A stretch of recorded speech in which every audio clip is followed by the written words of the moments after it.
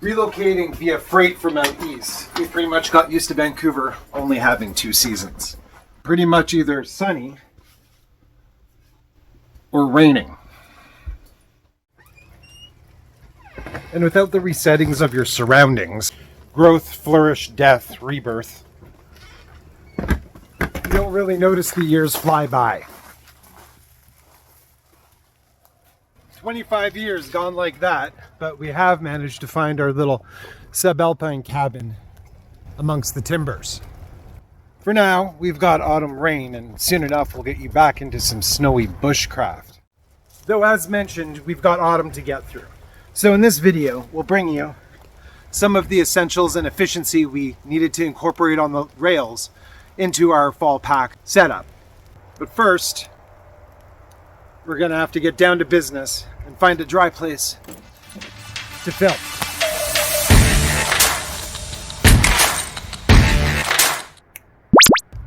Okay, one more time with a little enthusiasm. You're probably curious as to how this shelter setup works. So I've linked to that video up in this corner. And I realize it's awkward having to jump back and forth between videos, but YouTube will hold your place until you get back. We'll just throw on some old music in the interim. For those of you who've stayed with us, I really like this tarp, so I've linked it in Amazon for you to check out. If there's something you prefer, let us know in the comments. And there you have the basic plow point setup. We've done it a little asymmetrical to aid in water runoff. Once you have it up, you're going to want to come inside and take up all of this excess from behind as a drop chute. Just pull it out. The ground is going to absorb some water. And you want a dry place to be able to sit and sleep. So for your fall pack setup, your essentials are going to revolve around space conservation and quick access to tools that are only needed most seasonally. So right at the top, we've got our rain gear, and just in case you need, a panel of duct tape as outlined in the previous video. Additionally, not exactly what they would call a ranger roll, but basically some wool socks that when you pull them out, you've got quick access to a set out system of clothing that's dry, including some boxer shorts, a dry t-shirt, and of course, your dry pair of socks. Moving beyond that, we also have a pair of camp slippers. Now, these are a little bit to carry, but they are worth it. So you don't have to put your hiking boots or moccasins on and off if you're just stepping out of the shelter for a moment to take care of business or do whatever. When coming back in, you're going to want to wipe them off. So a decent rag hang towel that you can just clip on to your shelter, or just toss it in the corner, I was thinking. So as far as space conservation goes, a 750 milliliter single-walled Nalgene container for boiling and carrying water easily nestles into your camp cup. As for additional cooking stuffs, here we have just a basic frying pan purchased from the dollar store.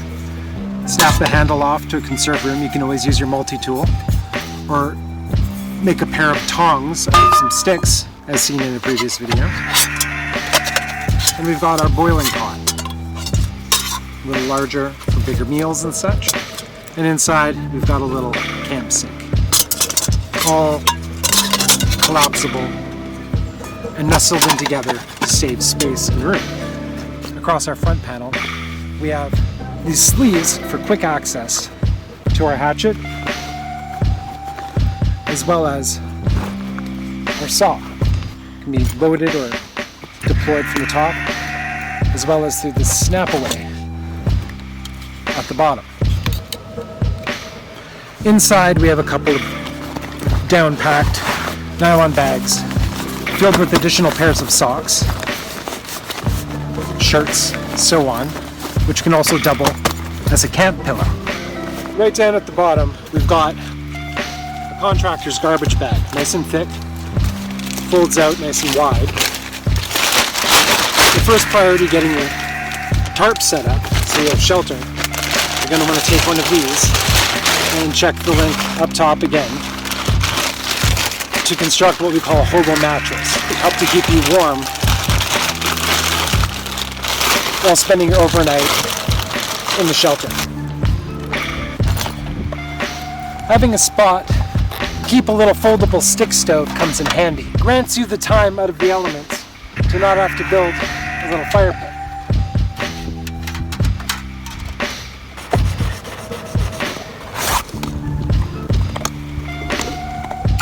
Now with the stick stove set up, another advantage of the Plow Point shelter is the narrow peak, allowing the smoke to escape while keeping the fire from getting wet and allowing the heat to trap itself inside the shelter. If you've enjoyed this video, like, comment, and subscribe, or let us know what videos you'd like to see in the future. Until next time, stay safe, stay calm, know your exits, and carry a good book.